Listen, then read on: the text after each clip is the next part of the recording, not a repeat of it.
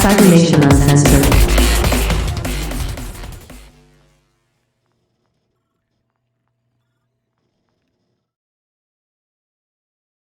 Hello! It would probably help if I turn my mic on. Hi everybody, my friends and my loves. I hope that everyone is doing well on this midway between Christmas holiday for those who celebrate and New Year's for those who acknowledge that the year is going to end at some point. So here we are. Hey! And yes, Ice Bunny, welcome. It is wonderful to see you. I'm so glad you made it, and I'm so sorry. Like, I will say, time zones. What even are they? But more importantly, I am not great at figuring out time zones between where I am and places that are very, very far, as in other countries on the other side of the world far. And I should know that more, and I know that I should. And it is something that New Year's resolution... Oh, I'm quiet apparently. Hang on. That New Year's resolution, I turned myself up. Let me know if that is any better. But yes, New Year's resolution, I will try to learn time zones, which does mean I would have to dip a toe into math. So we'll see. And yes, Bronx Smash, hello and welcome and thank you.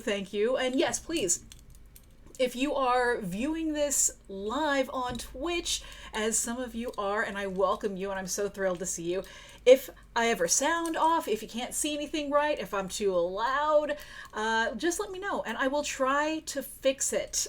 If you are watching this on rebroadcast, either on Twitch or as a post on YouTube, you can try to let me know. I mean, you can also just yell out at your screen if you want to. I may hear you. No promises, though. And yeah, I know that there are apps for time zones. I don't actually... So my real problem is this. I don't actually know what all of the time zones are called. And that's a me problem, and I realize this. But, like, for example, for anyone who wants to catch me in some other places, we are actually going to be starting back up with Team Snacks for Cyberpunk Red next week. And so I'm super excited about that. But how it becomes relevant to my time zone quandary is that two of our amazing cast members are in fact in Australia. And I know that there are time zones, a couple. Australia is not a small place. I don't know what they are. And whenever I try and look up time zones in Australia, and you know what, it's, again, this is stuff that I should be better at. I just am not, as it stands. And thank you, Ice Bunny. It is an us problem. If it's a me problem and you're here with me, it's an us problem. But it's one that I am pretty dedicated to solving. So yeah. It is, my friends and my loves, it is officially the last Tuesday, not only of the month, but of 2022. Oh my word. That is a lot to behold. It's a lot to deal with. It has been a year. It definitely has been a year. It's been roughly 365 days of mostly going to sleep and waking up again, drinking a lot of coffee, drinking a lot of other stuff. It's been time that has passed. But we're here together now, and we've made it through. We have made it through. Or you are a ghost and you're haunting me right now, which is fine. It's totally fine. But we're here. We have made it to the last Tuesday of 2022. And despite what it looks like, I'm not actually saying that to the candles. My mic is right here. So imagine these candles are my microphone. And also, Renegade... A little fuzz flying around. Renegade, hello, and Dr. Squiggums, hello as well. It is wonderful to see both of you. And you know what? This is a great way to celebrate the last Tuesday of 2022 because not only, my loves, do I have some weirdness to share from you from December. Oh no, there's more. I brought with me tonight a batch of weird from all of 2022. We're going to get into some of the weirder things that have happened. There was really too much for me to kind of bring it all here, bring it all in. And I didn't want to cover something I had already covered. If you're curious about anything that I may have covered in the past, you can find these videos on the YouTube channel for Cybernation Uncensored, and which actually brings to mind that I haven't actually introduced myself. I rarely do because I figure if you're here, you know who I am. But you know what? As it's a special occasion, I will go ahead and do that. I am, in fact, Rockette Fox, your second favorite person on the planet, and I am a streamer. I'm a gamer. I appear in various different casts for ttrpgs around the internet. And yeah, I'm an illustrator, an artist creator, a storyteller, a friend, and an all-around fun person to be around, I would like to think. Oh my gosh. So I'm getting a question, what is the name of the Korean drink that is best when it tastes like a dumpster fire? That's a fine question. I know that there is a Korean drink that I really love that actually tastes very delicious, and it's makgeolli, and it's kind of I don't want to say yogurt based drink, but it's like this kind of milky rice based alcoholic beverage. Has a little bit of carbonation to it, a little bit of natural sweetness, and it is delightful, and I highly recommend it for anyone who is looking for something like that. So long as you're of age. Be of age, people. And, yeah, and I'm not sure which other one it might be. That's really the only one that I drink.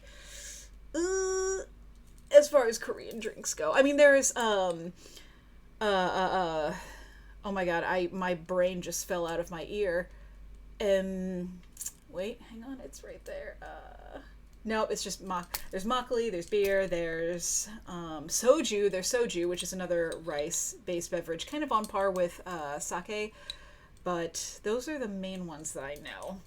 And also, mystery isn't over yet. Hello and welcome.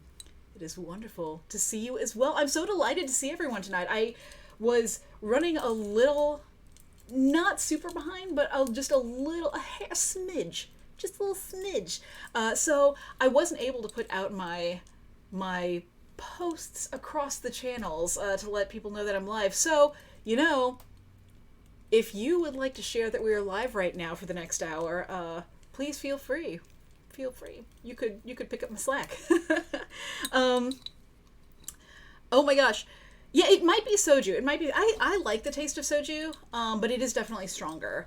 And I love the sound. I'm seeing that there's, in a certain town, we're gonna not name names, but a certain town has a new biker bar that apparently has bras on the wall.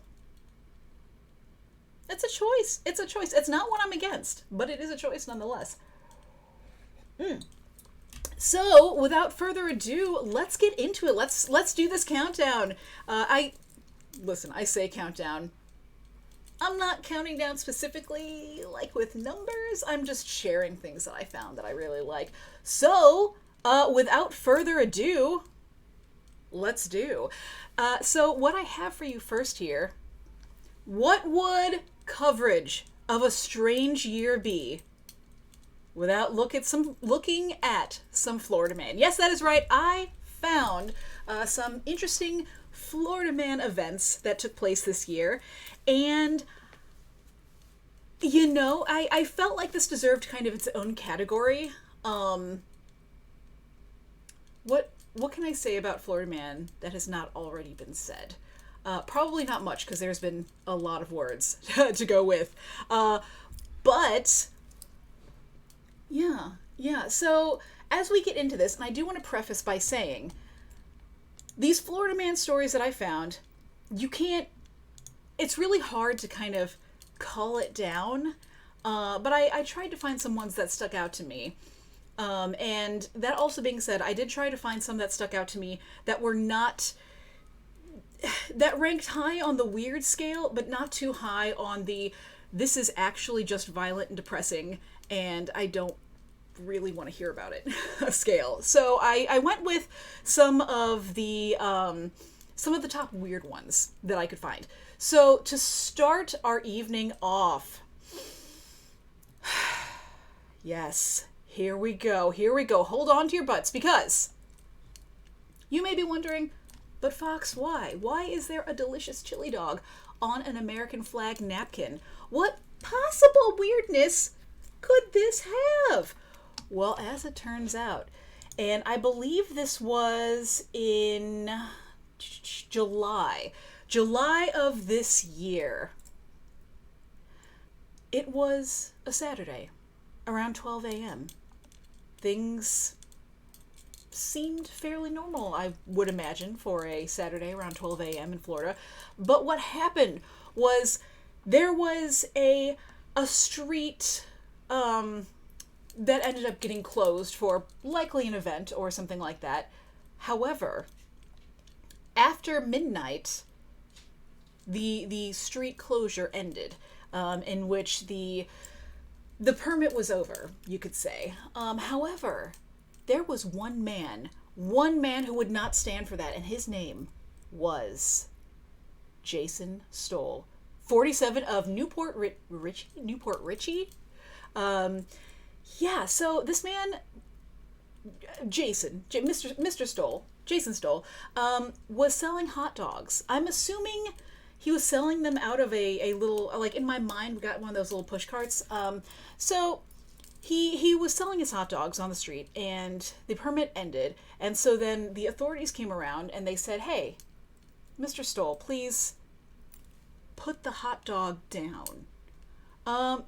However, Mr. Stoll would not, in fact, put the hot dog down. No, he wanted to exercise his right to bear delicious, snacky foods.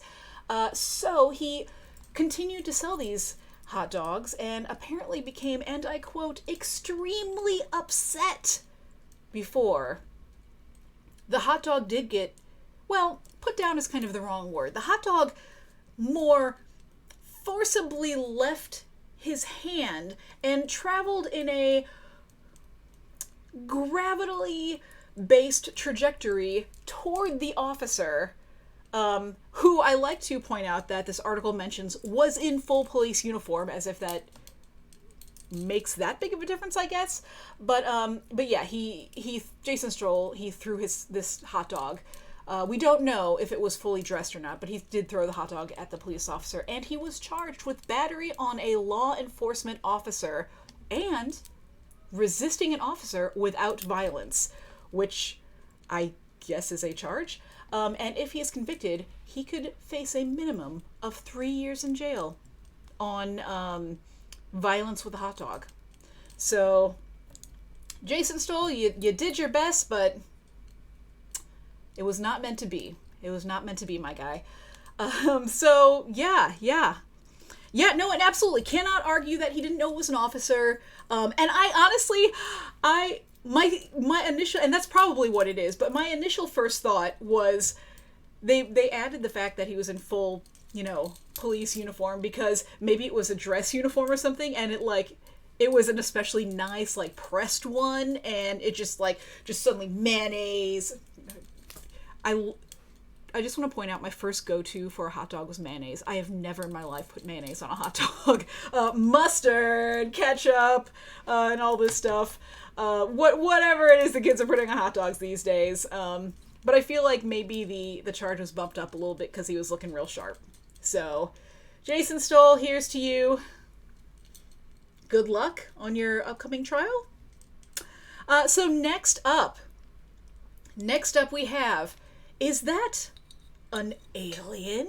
Is that from space, a space alien at the end of a strange looking tunnel? Why, yes it is. So what we have here is that there was another Florida man whose name was Corey Johnson. Corey Johnson thought No. Corey Johnson he needed to let people know that something dangerous, something earth-shattering, something huge was going to be happening.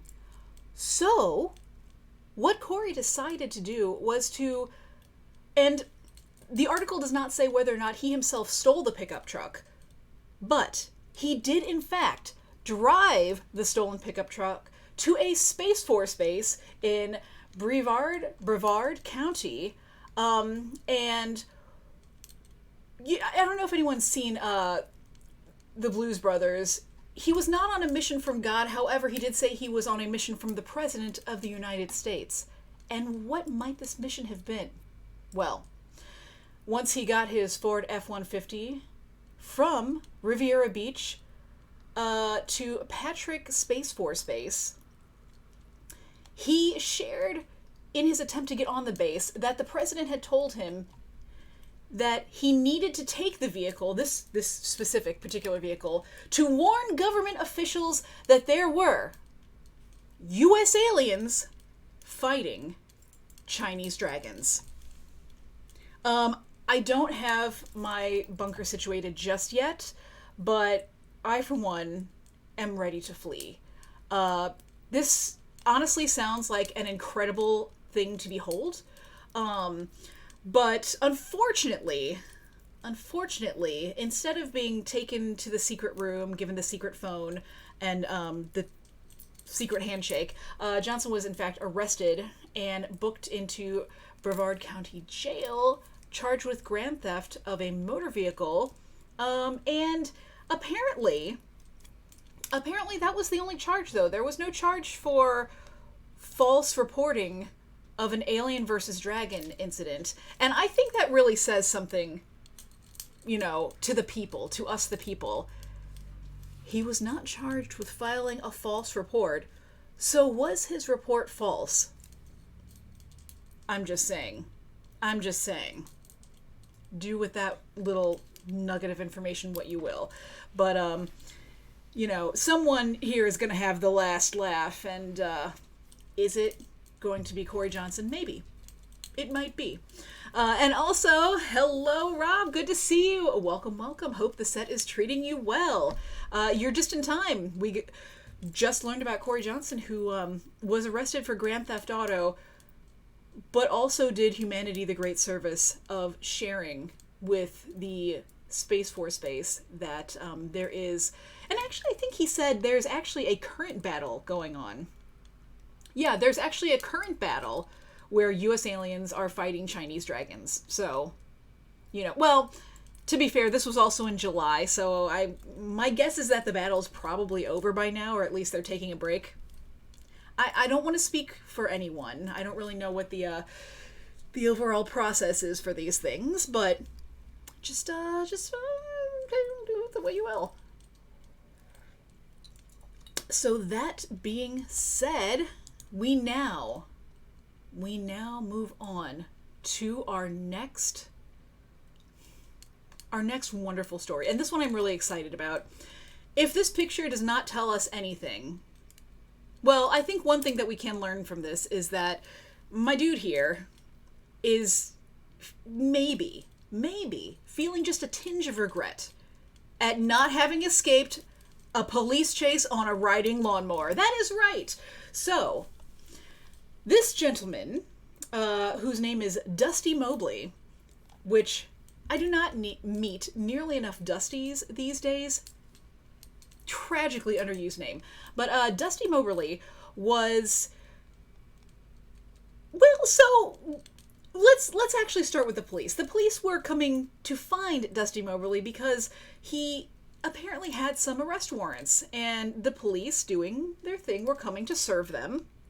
But it just so happens they interrupted him whilst he was mowing his yard in the backyard. And so they come around to the backyard and they say, hey, stop, drop, and roll. Well, turn off the mowing rider first, but then stop. And don't flee on that riding mower that you're on. he wanted to do just the opposite of that. So what happened was he started to flee on the riding mower, but the cops, I would imagine, maybe quick walked over to it, or maybe a light jog, and then they tased him. They tased him real hard, and he got tased off of that mower. But it does turn out that he happened to be having a revolver, a handcuff key, and a pipe with meth residue on him at that time.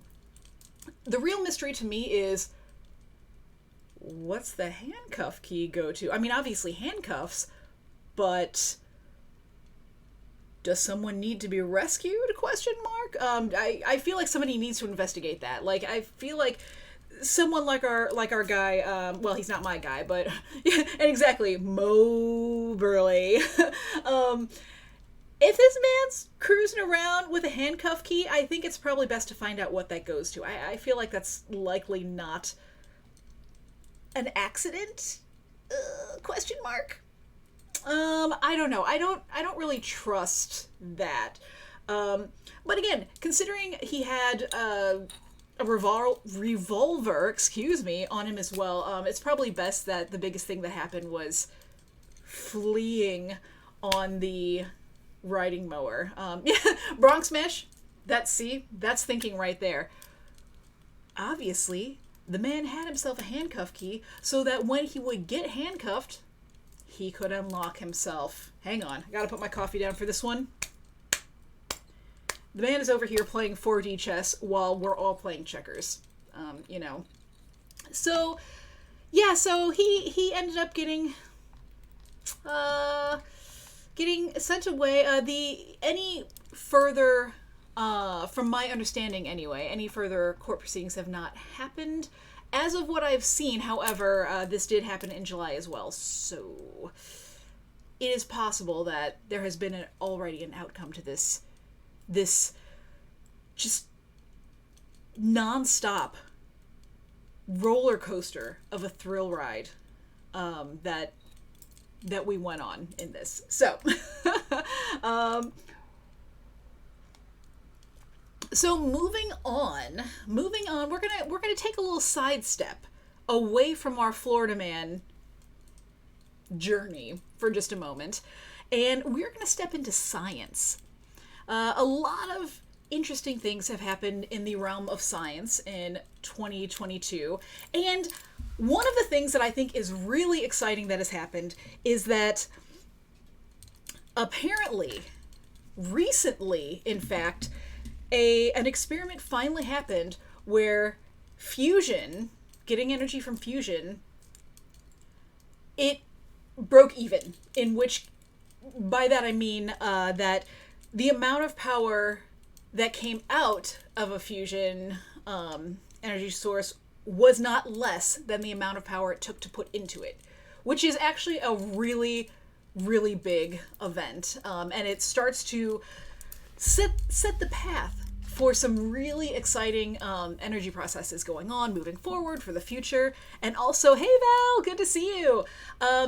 Now, I would talk more about that. I'm not a fusion scientist by any means. It is a really exciting find. It is a little weird, but it's also actual news. And not that, all of the things I talk about aren't actual news, but it's cool on the brink of cool and weird, but a little more on the cool, useful, and important side than just the weird side. And that's what I'm here for. So instead of talking about fusion, I really want to talk to you about nose picking.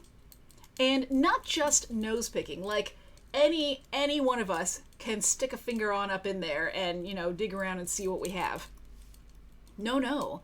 This is a far more exciting nose that was picked. So you may or may not recognize our friend here.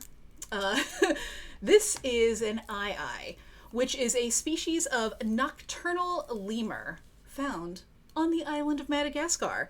I love lemurs. I think they are fantastic. I think they are cute.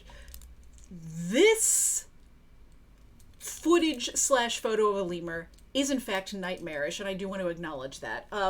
But so, and exactly, Ice Bunny, that's the thing. They have very long fingers, extremely long as it happens. Two specifically that are much longer than the rest. So what they use these fingers for is to like reach in and get tasty grubs from trees. Like if there's a hole in the tree or something, they can reach in there and just boop, pick that grub right out. Well, why would you do that and waste the best use of those fingers possible? And that use is to just like go mining, as it were. So what happened here, and so this particular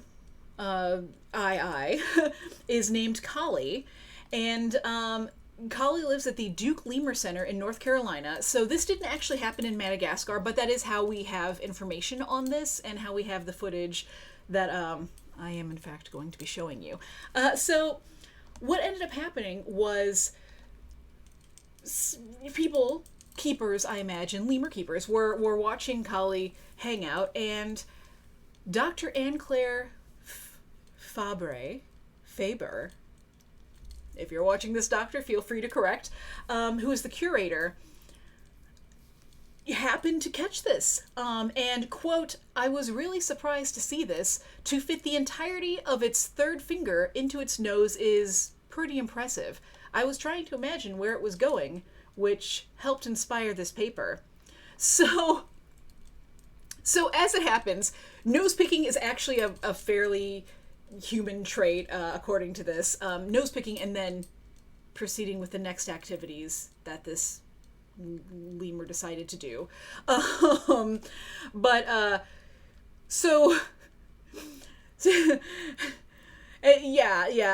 to answer the question though, where the finger went, Ice Bunny, you're not entirely wrong.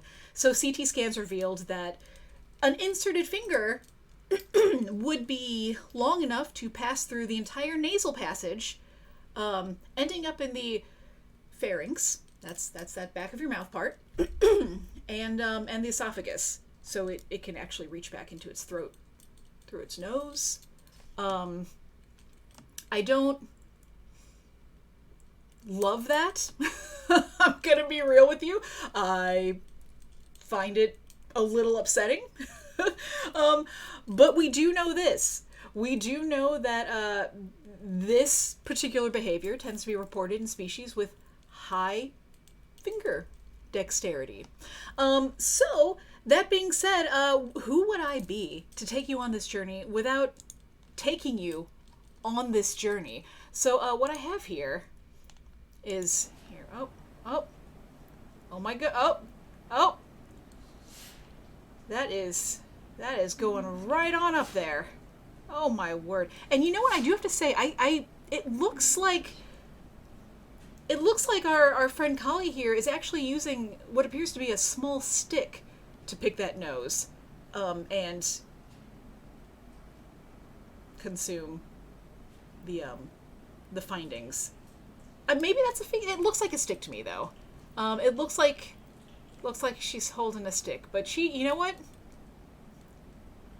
what anyone chooses to do with their long fingers or sticks, that is fully consensual between consenting adults and a consenting adult in their own nose hole, is not, who am I to judge? Who am I to judge? She's clearly having a nice time. And that's great. Yeah, it's really great. So, moving along, we move to our next science story, and I'm going to tell you that most of them, actually deal with animals because I love me some animals. So, a lot of the ones I found are about various different animal things happening, and so I don't know however many among you might be a parent or have worked with children before, or have seen them in the distance afar, but children, younger children, they like to share discoveries. They like to show people things, whether or not like it's a teacher or a parent or something like that. And so what ended up happening here, which is actually really cool. So this video captured a baby chimp showing its mom a cool leaf. I don't think you need me to tell you how big of a finding this cool leaf is. Really, I was disappointed in the article not sharing more information about the coolness level of this leaf. I would have liked more details. What kind of leaf? What was the size? What was the scientific name of this leaf? How long had it been on the ground? I need more. I need a little bit more about this big find here. But that being said, what ended up happening here was chimpanzees are known for, showing each other things, just for the sake of it. But the big thing about this is that, once again, kind of like the nose-picking incident, it's considered to be a pretty human-like attribute to want to show someone something in the way that I'm showing you these articles and these findings now, to draw attention to items that have captured interest, such as a story about a baby chimp, well, maybe young adult chimp, showing its mom a cool leaf. So what they find with this is that, the younger chimp is not offering it for food. She doesn't want anything to happen with it. She's just literally just showing it for funsies, for sharing purposes. And if you think about it, it is really interesting, right? Because a lot of times if you think about the natural world, wildlife, there's this sense of, sentience in animals and such, animals act out of reaction. And I don't particularly feel this way myself, again, because I am a curator of my own little zoo here. But there's a lot of reaction happening. Like, animals play when they're younger to learn how to hunt when they're older, or they'll go after something for food or to defend themselves, and things like that. But when you think about the idea, and I mentioned this last month when I was showing the fact that we've learned that bumblebees play, the idea of play, I think, adds a really interesting dimension to the lives of other creatures and how we can really look at that in a way that is much less, them versus us kind of thing. I mean, humans are animals in all senses and purposes, but this idea of doing something just for the sake of its own joy, just for the sake of doing it, which I think is really cool. So I do also have for you a little something to help share what it is that happened here. So let's check it out. So here we have, you'll notice the chimp's checking out. Oh, look at it.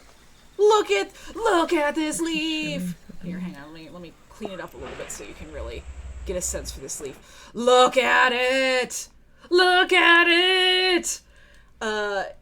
Although I will say the facial expression here does seem a little less aggressive than perhaps if I were showing off a leaf. Showing off a leaf would be like, look at this leaf. Look at it. Whereas this particular chimp seemed to be like, oh, check this out. Have you seen something like this before? Oh, that's interesting.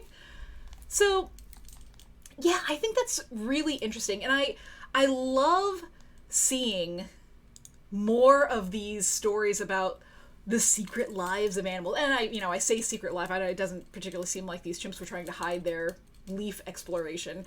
But learning about more things about like how animals play and what they do just to pass time when not looking for food, when not like defending themselves, and et cetera, et cetera. So all that I think it's really cool. It's really cool. And yeah, I am fascinated by stuff like that. And speaking of things that fascinate me, regarding animals, that again, bring them just a step closer to ourselves in the way that we deal with stuff. rats. Now, a lot of you know that I have generally throughout my life had pet rats. I have a couple right now. Rats are incredibly smart. They're very social animals. They're not dirty or anything like that to have as pets. And to be perfectly fair, domestic rats are kind of a separate thing than wild rats. Not that wild rats, if you're watching this, not that I have any problem with you at all. I love all of you. But we've learned that rats are not only incredibly intelligent, but they're empathetic as well. In one of the past monthly weirds that I did, I covered a story in which rats are one of the only animals that in research have been shown to display empathy. And I won't go into the whole story because I covered it before, but the idea that they will help a fellow rat out if there's nothing in it for them. And some of the other things we found out is that in yet another episode, there's been a lot of rat findings this year, but in another episode, we discovered that researchers taught rats to drive these little rat cars, and after going about these experiments and having the rats drive the cars around and have a nice time with that, they found that the rats would drive the cars just for fun and not just for, reward and stuff like that. Yeah. So, and Coldrake, hello, so good to see you. So this is yet another story of rats doing something that make them seem a little human with their little grabby hands, and with their cute faces. Some of the most boopable snoots I think I have seen.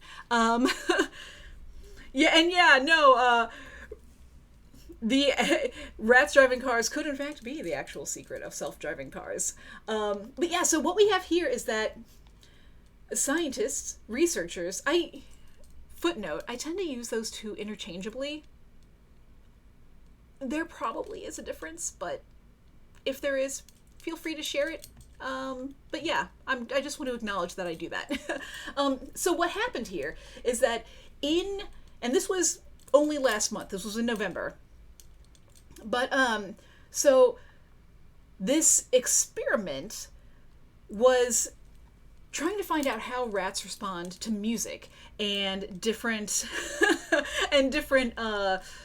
motions and different rhythms involving music. And listen, Coldrake, I don't need to justify my shoulder rat buddy.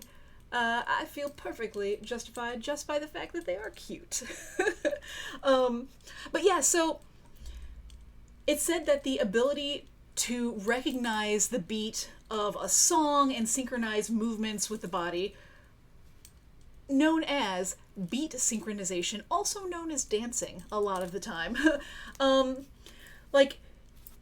Humans, on the whole, have the ability to do that, and parrots also are known to have the ability to match a beat, recognize, and move around to the beat specifically.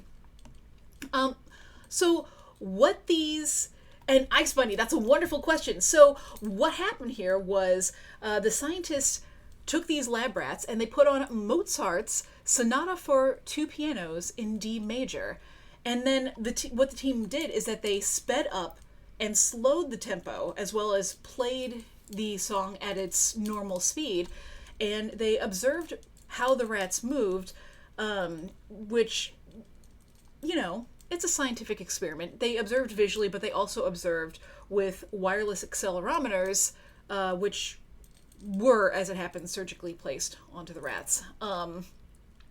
So initially the team thought that what might determine the tempo that triggered, bopping your head, things like that, might be body size, because as it happens, humans tend to prefer foot tapping to music that's between 120 to 140 beats per minute, but a smaller animal, such as a rat, would likely need a quicker tempo to get the same reaction. No, Rob, that's what I would put on, but...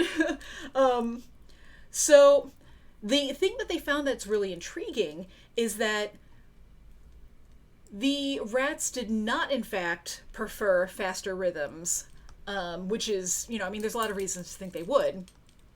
And then the rat's head bobbing was more pronounced when the sonata played at its usual tempo, which is around 132 beats per minute. And apparently the same reaction was true for 20 regular human people who listened with accelerometers. My guess is that they weren't surgically placed, but but when people were listening in headphones. And so for both human and rats, the head bopping was consistent at around 120 to 140 beats per minute. And when the music was played either faster or slower, no head bopping. So the overall suggestion in this is that there's something fundamental about that range of beats per minute that is somehow inherently wired into the brain. So one of the things, though, that I think was greatest about this is that the team also played for these rats Born This Way by Lady Gaga and Beat It by Michael Jackson, and they did, in fact, show a similar response, which shows us that rats do, in fact, have taste. So, again, I say, who would I be telling you this and not showing you? So yes, that is right. I have here a video of our rats bopping. And one thing I want to point out that you'll notice in this video is that you can see the colorful dots. Those are where the accelerometers have been placed, so you can actually see them register as the rat is moving around. So what I'm going to try to do, because it's more important to be able to not just see the video, but to hear what is happening to understand the bopping. And yes, Bronx Smash, I agree. Poker Face would have been amazing. But yeah, so I'm going to try and get the sound to play on this as well. Hopefully it plays for you as you watch this. Just let me know if it doesn't, though. So here we go.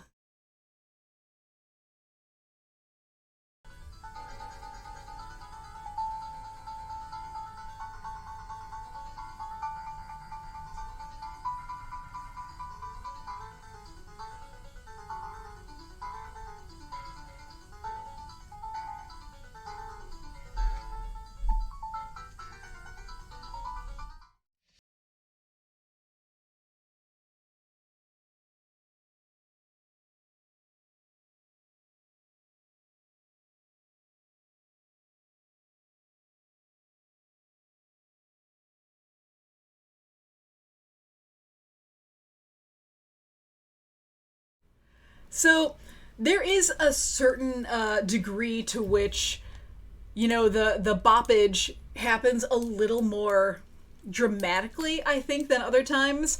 But I have to say, the very beginning of when the clip goes into Born This Way, I feel like I'm really noticing some regular boppage going on there. So yeah, it's interesting. It's really interesting. And I would imagine, without having seen any of the other, rat movement videos with the accelerometers and such, I would imagine if you have all of that back to back, you can see a difference between when music is not being played and when music is being played. So, because there were definitely moments in here when it, as someone who does have rats and has seen them move around, some of the head movement seems just kind of like moving around. But, again, a few moments, such as when the clip first jumps into Lady Gaga, I definitely felt like I saw a little bit of musical movement going on, which is kind of exciting. And that's the thing too. Coldrake, I didn't think that I would have to start picking out playlists for all my animal buddies, but apparently that's something I really need to start, have going on. So now as we move on to our next story, this is the last quote-unquote technically science story that I have for you. And we do move away from animals a little bit. So what I have here, Mars. So I don't know if anyone saw, but apparently, and I believe it was Curiosity, the Mars rover, is kind of on on its last leg, which is very sad. Has apparently lasted a lot longer than expected, but this particular rover is getting close to its final rovings. However, some of the things that we have found thanks to these rovers is fascinating. Absolutely fascinating. And yeah, no, I do have to say, Ice Bunny, the rover looks exactly like Wally's sister. I do agree with you. I think that's fantastic. And apparently, I'm seeing here, just to go back to the past story from Coldrake, apparently there are studies with cows that do show they, quote, do better with classical music. And specific composers, in fact. And if anybody is curious about this, there are tons of videos up on YouTube, if you go and look, where you can see somebody playing an instrument in a, at the edge of a cow pasture, and all the cows will come around to listen. And, I mean, that's really cool, honestly. But yeah, so Mars rover, roving around, doing its thing, hanging out, singing itself birthdays. However, we captured the very first sound of a Martian dust devil. And by that, I don't mean an actual, like, creature dust devil, but, the dust storms that go on. And so the atmosphere on Mars is thin, which is important to note. And why that's important for this is because that means that sounds are more muted than they are on Earth, where there's, I'm assuming, a fuller atmosphere allows for more amplification. Not a sound scientist, but I'm just gonna fly by the seat of my pants on that one. So the rover happened to have the microphone on whenever this dust devil made its way by. So it's about 10 seconds of gusts that go up to 25 miles an hour, which is 40 kilometers per hour. And it's honestly, the rover was amid the dust devil, so it's actually getting kind of pelted with sand and dust. Well, I guess dust. I don't know, there's probably not technically sand on Mars, but so I thought that was really interesting. So I wanted to actually go ahead and play that for you. Yeah, the air is not thick on Mars, as it happens. But yeah, I wanted to play this for you because I just thought it was a really interesting find. And oh yes, so I am seeing in this article the rover that actually captured the sound that we're going to be hearing here in a second was Percy the rover. So this is in fact Wally's sister Percy, or brother. Percy can go either way, I guess. But yeah, so I'm going to turn this my desktop volume up. So again, let me know if you have any trouble hearing it. But yeah, it's going to start off. So it starts off. There's really no sound at first. It's just the kind of atmospheric pressure. But then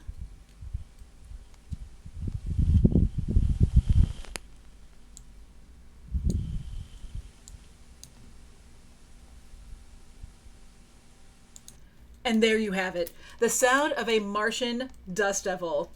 Literally just sounds like wind blowing. But if you consider that this is on Mars, like, that is actually pretty cool. And oh yes, Coldrake shares, the dust devil passed directly over Perseverance on September 27th, 2021. No! A year late! Dang. Well, so that's just a little... I do have to say, though, this... And it might actually be that this was the first time... No, I guess it was in 2021. Well, for whatever reason, this article came out this month. So someone is real behind, including me. But yeah, so apparently it was on September 27th, 2021, according to what Coldrake has found, which is the 215th Martian day of Perseverance mission. And at the same time, the Supercam's microphone recorded the dust devil, the weather sensors, and the left navigation camera were on. So interesting to know. Yeah, and again, it's not a lot, right? Like, just on casual listen, it just sounds kind of like, you know. But I think it's cool when you consider what's happening, where it is, and how far that data sound had to travel to get here to be listened to. I mean, that's pretty wild in my opinion. So, as we move on, I have a little bit of a, one might call it a fluff piece, but I wanted to share it with you nonetheless. I came across this, and it was cute, so I had to share it. Oh my gosh.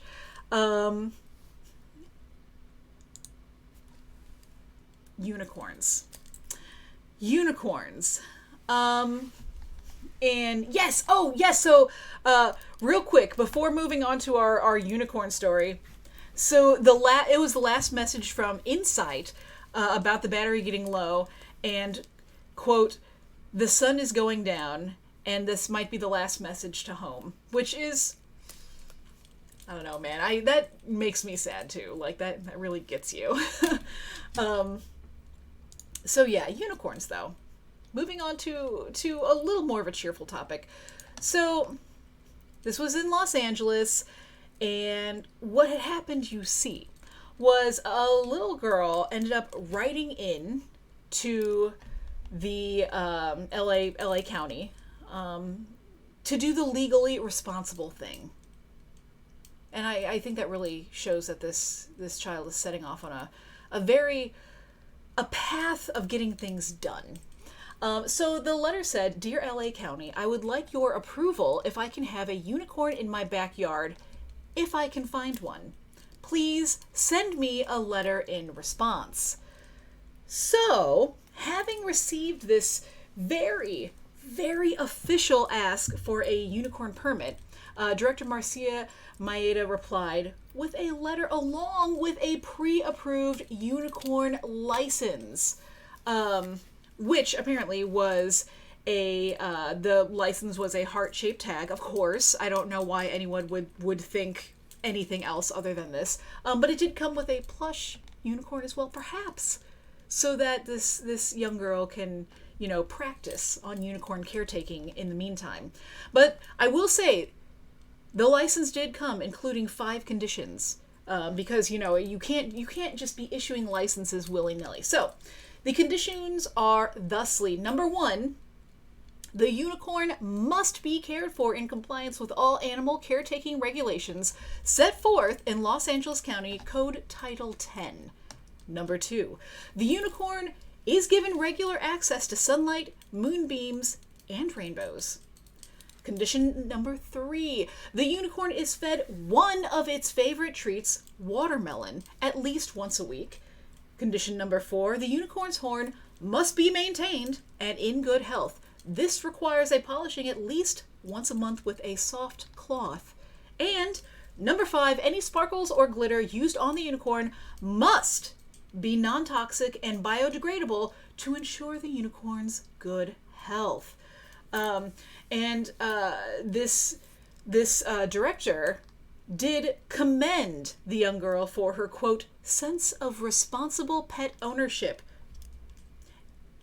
She is indeed off to a wonderful road of owning lots of pets. just speaking as someone. But yeah, it was a super cute story that I really wanted to share because it just, come on now. I love when people, like, especially, you know, official agencies and stuff like that, respond to stuff like this with care, right? It's one of those, you know, subreddit made me smile kind of things. You know, I love when there's this kind of creativity and kindness that goes on that makes me very happy. And yeah, absolutely. Coldrake says that the person who wrote the little girl back should get an end of the year raise, to nurture a love of nature and unicorns. And I have to say, like, also the fact that this girl thought about actually writing in and applying for a license, like, that's really smart. I don't know if I was thinking, you know, that far ahead when I was when I was young and thinking about having unicorns in the yard. Now, I do have to say, the day that they show up and there is a unicorn in the yard, I mean, well, you're not going to be able to do anything about it, though, because she does have a license. So, I'm just saying. And so, next up, also as a footnote, Coldrake does point out that the Dust Devil was over 300 feet tall. The one that we heard that little, like, it was actually, in person, a very big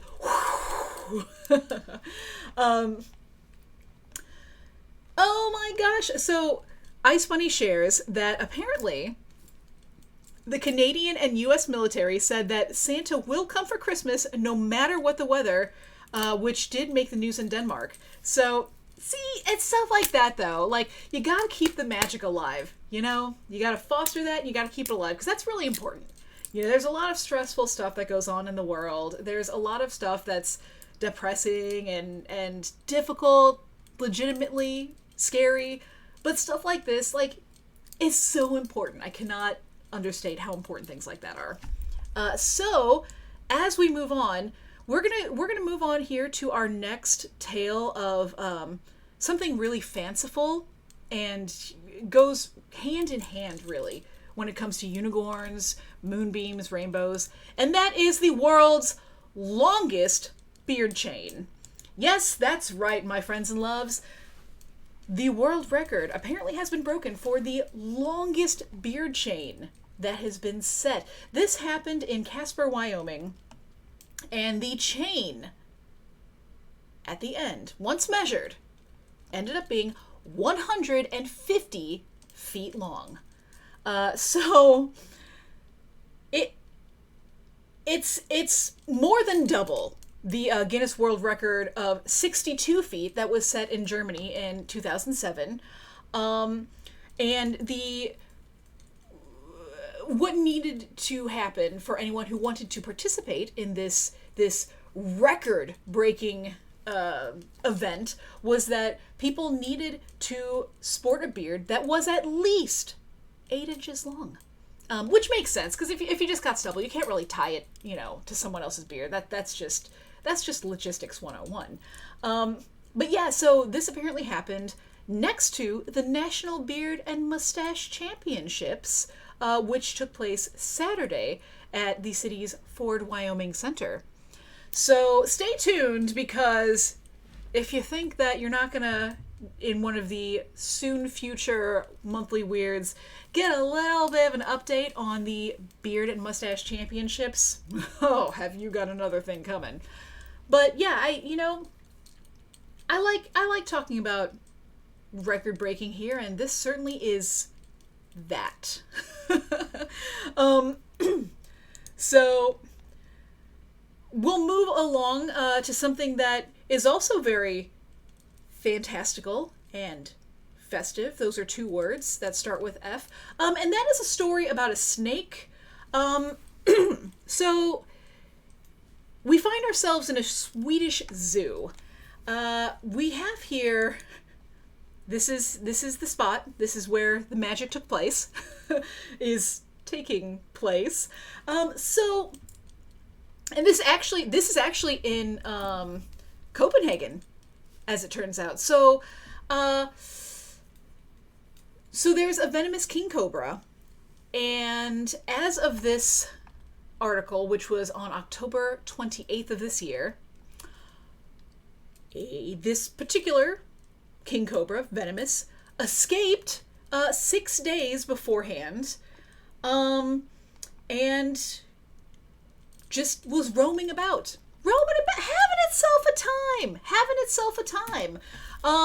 And as of the, so they figured out what happened was that the snake located the lighting fixture in its enclosure and was like, I got this.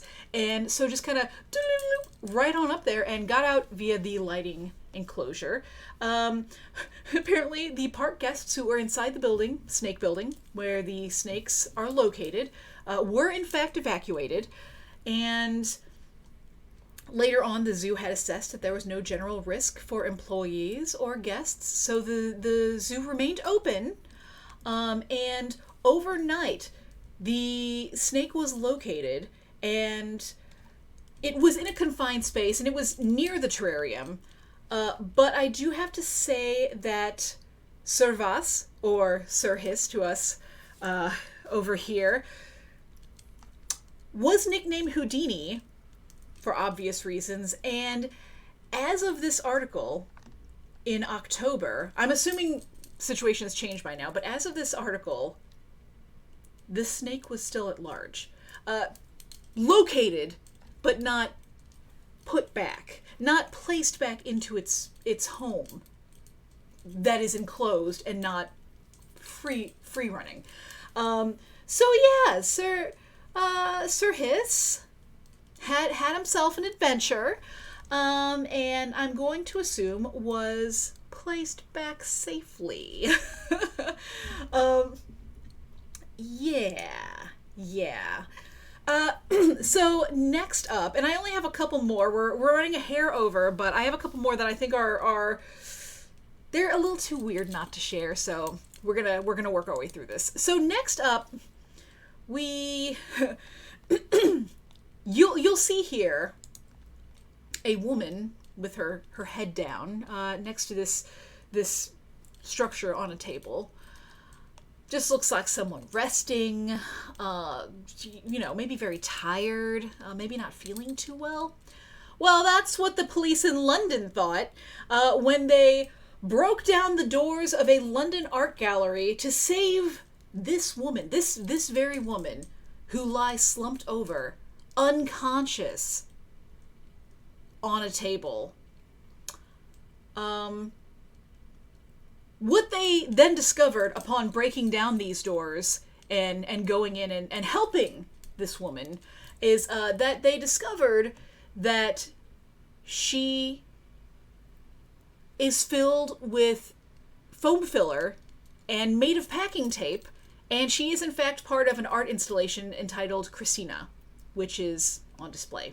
It was commissioned by Steve Lazarides, I want to say, who is Banksy's former agent and the dealer behind the Laz Emporium. So, apparently, Mr. Lazarides says, and I quote, "Hannah, who was working in the gallery that day, had just locked up and gone upstairs to make a cup of tea. She came downstairs to find the door off its hinges and two confused police officers." And to be fair, the police were responding to a call about a, quote, person in distress in the art gallery. So whomever made this piece did a phenomenal job of realism. But at that point, paramedics were sent away. No one was in distress. It was an art piece. An art installation. And yes, Coldrake says that many computer users know that pose, the beating one's head on the table. But yeah, Ice Bunny, I would like to say, this, I think also a good name for this pose would be power nap in art class. Yeah. So, but everyone made it out in one piece, uninjured. And everyone being alive who should have been. So there's that. And Coldrake, to answer your question, so I do have a snake as well. And for anyone who actually is a part of my Patreon, and I will say, if you're interested in supporting the work that I do, and also getting swag mailed out to you, at this point kind of bi-monthly, but each pack has something for every month. So it's monthly stuff that gets sent out about bi-monthly. Because I do it all by myself and with my own hands. But yeah, you can find me at patreon.com/Rockette Fox. And I say that to say this, that I had posted a video fairly recently wherein so the snake that I had on stream with me many a time was a ball python named Beatrix, or B, Unfortunately, she ended up getting a parasite and passing away like 2.5, 3 months ago. So she actually is no longer with us, unfortunately. Since then, I do have another snake that I did end up obtaining. And it is a reticulated python whose name is Udon, like the noodle. I'm so clever. But he is gorgeous. He's very friendly and beautiful. And so I do plan to be sharing him with all of you at some point soon. So that's kind of how things have been doing on that end. Yeah.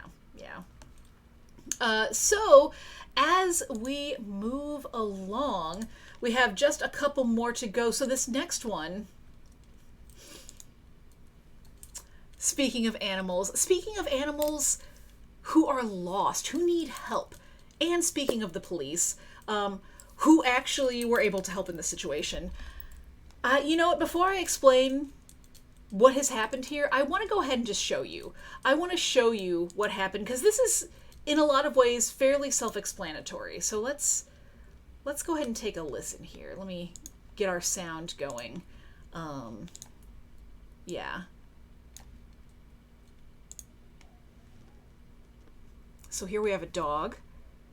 Dog walks in, and those sliding doors there, those are sliding doors to a police station. And the dog just walks on in, just comes cruising on in. Walks back over the door. Can't really get out again, so what are we going to do here? What are we going to do? Oh, just lying down there by the seat, taking a seat, as it were. So what had happened here is that this dog went to the police station, walked right in, took a little curl up in the corner, and it turns out that this dog was in fact lost. And once in the police station, I'm assuming people, checked the dog out, saw if there was a tag, a little microchip or whatever, and the dog was in fact reunited with their owner. So, pets are smart. Animals are smart. And I think it's always cool to watch them doing smart stuff.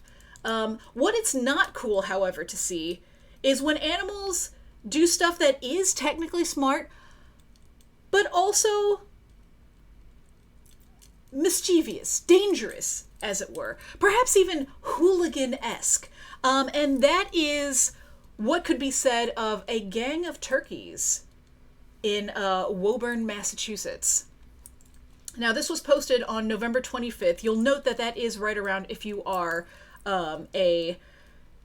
somebody who lives in America, that is around Thanksgiving. And these turkeys, they were having none of it. So, yeah, turkeys have themselves just like, they are not fans of anything or anyone. And so these turkeys, a gang of them, if you will, they were following a particular turkey named Kevin. This Kevin